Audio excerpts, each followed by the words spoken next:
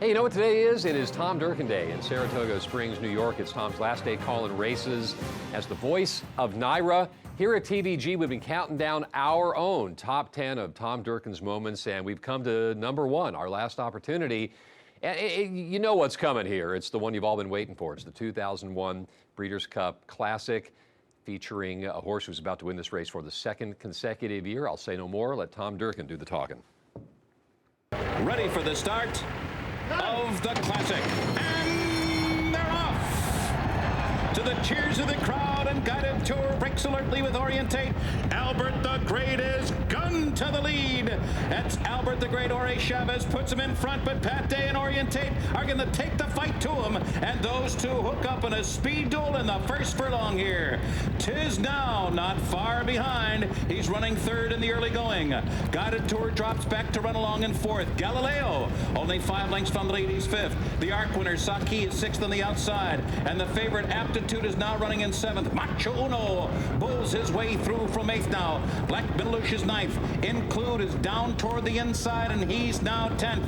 Freedom Crest, Gander, who's well in hand, and at the back of the pack is Long Shot, a Fleet Stancer. The quarter went in 23 and 1/5 seconds, a grueling pace here, and into the wind half of 47 seconds flat.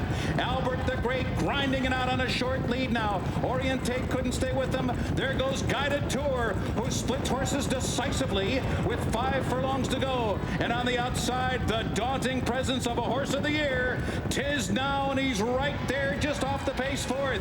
Saki and Galileo right there and behind the lead. Macho Uno's in the thick of it as Aptitude begins to roll here with 3.5 furlongs to go in the Classic, and it is Albert the Great blazing the way. Tiznow looms in second.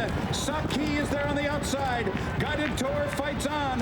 Galileo's under a heavy drive. He's still 6 lengths behind. Include will put his run through on the rail.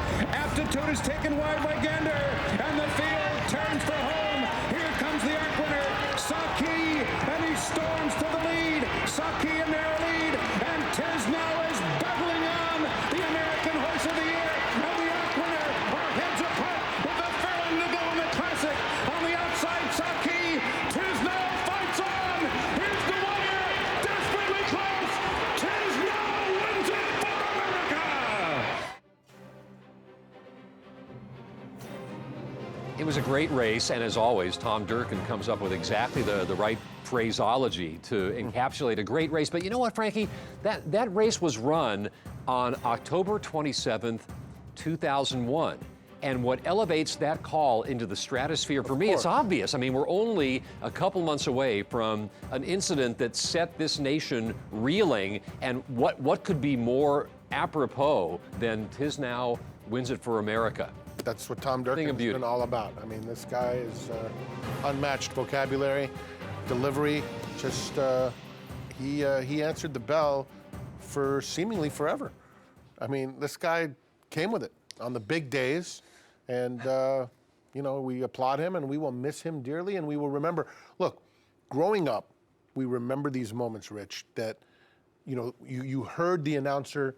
You know, that was for me, listening to Dave Johnson out here, listening to the great Harry Henson, and then when Trevor Denman came in, those are the moments you remember. When you think about a horse race, you just have to, just same with all sporting events. And so Tom Durkin has just delivered so masterfully these goosebump calls over and over again. He's going to be deeply, deeply missed.